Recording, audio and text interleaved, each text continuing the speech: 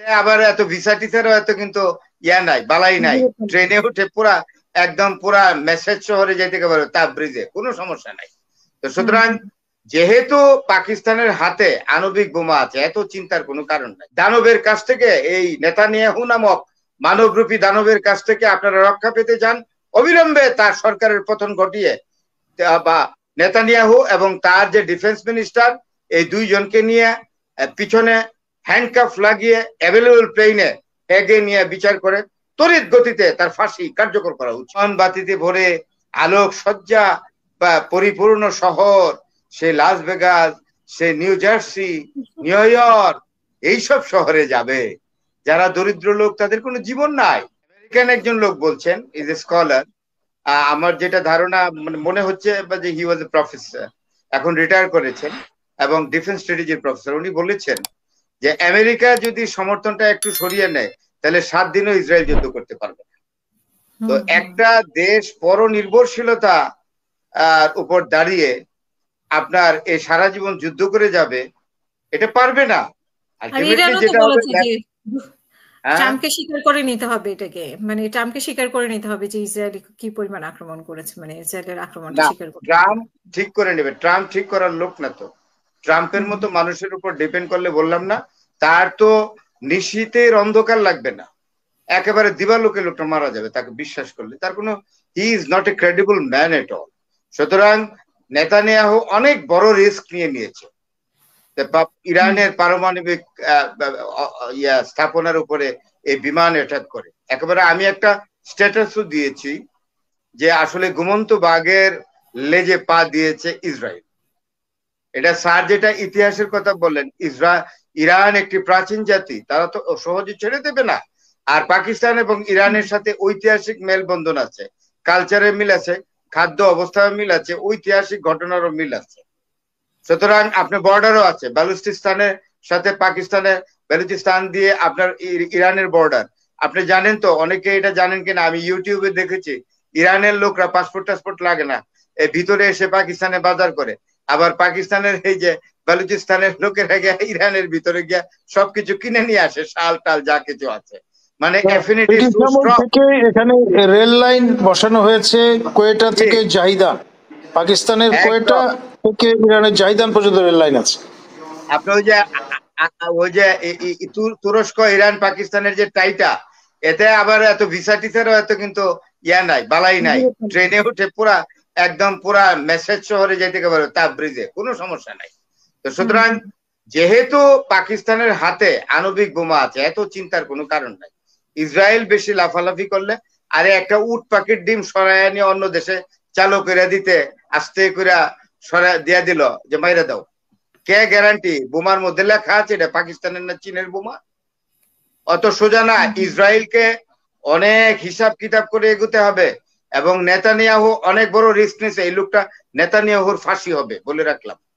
এবং তার বিরুদ্ধে রাবাই থেকে আরম্ভ করে ইসরায়েলের শান্তিপ্রিয় মানুষ, হ্যাঁ, গিডি, লিভিয়ান গিডি থেকে আরম্ভ করে বড় বড় সাংবাদিক, ইসরায়েলের প্রাক্তন ইসরায়েলের উপপ্রধানমন্ত্রী এবং ইসরায়েলের প্রাক্তন প্রধানমন্ত্রী ওহদ উলমার্ট কেঁদে কেঁদে কথা বলছে, যে এটা কোনো কথা?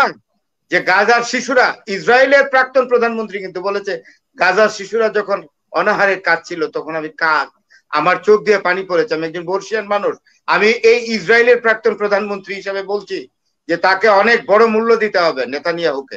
সে ইসরায়েলি জাতিকে এমন একটা ডেঞ্জারাস জায়গায় নিয়ে পৌঁছাচ্ছে যে এই জায়গা থেকে আর ফিরে আসা সম্ভব হবে না। এখন ইসরায়েলের কাজ হবে, ইসরায়েলের সেনাবাহিনীর কাজ হবে নেতানিয়াহুর গভর্নমেন্টের বিরুদ্ধে কু করা এবং নেতানিয়াহুকে অ্যারেস্ট করে তাড়াতাড়ি ইন্টারন্যাশনাল কোর্ট অফ জাস্টিসে প্রডিউস করা এবং সেখানে গণহত্যার দায়ে তার ফাঁসি কার্যকর করা।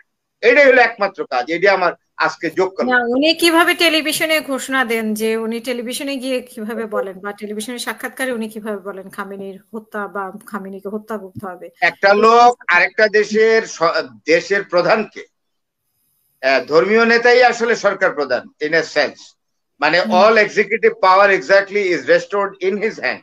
একটা দেশের এরকম নেতাকে ওপেন ডিক্লেয়ার দিতে, তাকে মারাই আমাদের টার্গেট, তাহলে he is a killer, he is a genocider, he is a monster. In the mask of human being.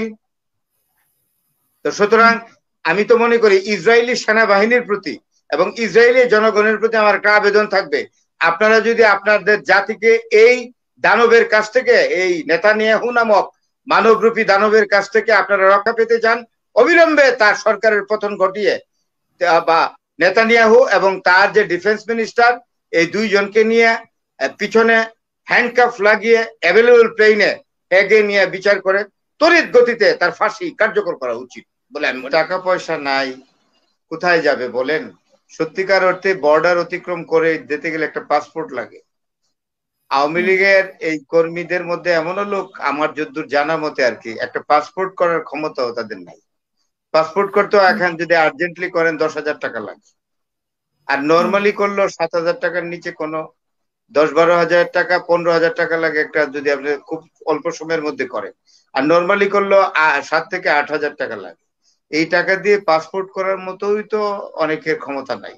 তারপরে ধরলেন পাসপোর্টটা করলো, তারপরে বর্ডার অতিক্রম করে যাবে, চলে যাবে, গিয়ে হোটেলে থাকতে হবে। তো 7 দিনে হোটেলে থাকা খাওয়ার ক্ষমতা কয়জন আওয়ামী লীগের এই কর্মী তাদের আছে যারা মিছিলে গেল আমি জানি না। তবে সবচেয়ে বড় কথা যেটা, এটা মিঠু ভাই আমার সঙ্গে একমত হবেন, স্যারও একমত হবেন, এটা হলো খুব ক্লিয়ার কথা, যাদের টাকা ছিল তারা আপা চলে গেছেন। একটা জিনিস আপা আপনাকে বলি, বাস্তবতা, সম্পদের জন্য অনেকে, সম্পদ যাদের থাকে তাদের জীবনের জন্য মায়া অনেক বেশি, আর যাদের সম্পদ নাই তারা মনে করে দূর কিচ্ছুই নাই, দারিদ্র একেবারে চেপে বসে আছে ঘাড়ের মধ্যে, এই দারিদ্র আমার ঘাড় থেকে কোনোদিন যাবে না, তার চেয়ে আছে কি মিছিলে গিয়ে মরে যায়, আমাদের জীবনের মূল্য কি? আর যারা হাজার হাজার কোটি টাকার মালিক তাদের কাছে জীবনের মূল্য অনেক, তারা জীবনকে উপভোগ করবে, তারা 5 স্টার হোটেলে থাকবে, জীবনকে আনন্দময় করবে, হ্যাঁ, নিয়ন বাতিতে ভরে আলোক সজ্জা বা পরিপূর্ণ শহর, সে লাস ভেগাস, সে নিউ জার্সি, নিউ ইয়র্ক, এইসব শহরে যাবে। যারা দরিদ্র লোক তাদের কোনো জীবন নাই, এটা কোনো জীবন তাদের, এটা তারা মনে করে এটা তো জীবনই না, এতে মরে যাব। সুতরাং শফিক সাহেব যেটা বলেছেন একেবারে আংশিক ভাবে সত্যি বলেছেন, যারা মিছিলে গেছে তারা থাকলে কি আর না থাকলে কি, তারা তাদের কথা কে শোনে? তাদের কোনো ক্ষমতা আছে কিছু করার আপা বলেন? একটা কথা বলি, আরব লীগের মিটিং যখন হয় তখন ইসরায়েলি চর ঢুকাই দিছিল ওই মিটিং এর মধ্যে। একজন ইসরায়েলি গুপ্তচর মুসাদেরও সদস্য হইতে পারে, তাকে বলা হয়েছিল গিয়ে যে দেখো ওরা কি বলে, ভালো করে শোনো। তো ইসরায়েলের এই মুসাদের গুপ্তচর গিয়ে বসে আছে, কিন্তু আরব লীগের যারা সদস্য এরা সব গোবেট, মাথায় কিচ্ছু নাই গোবর ছাড়া, এরা তো ওই মুসাদের সদস্যকে কি কিছুই চিনে না। তো সে গিয়ে বসে আছে, বসে শুনতেছে কি জানেন, যা কথাবার্তায় শোনা হলো, তখন সে বেরিয়ে এসে রিপোর্ট করলো তাকে যারা পাঠিয়েছে যে একটা জিনিস দেখে আসলাম, কি বলে যে তারা একটা জিনিসে একমত হইলো যে তারা কারোর সাথে কারো একমত না, এই জিনিসটাই তারা একমত, তারা এই জিনিসটা একমত যে আমরা এখানে যারা বসছি কারোর সাথে কেউ একমত হব। সুতরাং বাংলাদেশে পলিটিক্স এটাই বলে, ঐক্যমত্যের রাজনীতি বাংলাদেশে নাই।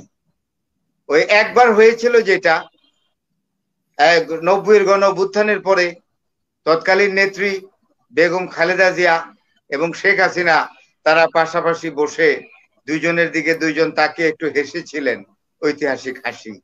এরপরে আর এর কোনো চিহ্ন দেখি না আপা, এরপরে যা চলছে সবই অনৈক্য। সুতরাং ঐক্য যে হবে এই কথা আমি আপনাকে আপা বলতে পারছি না। অপারক। অসংখ্য ধন্যবাদ।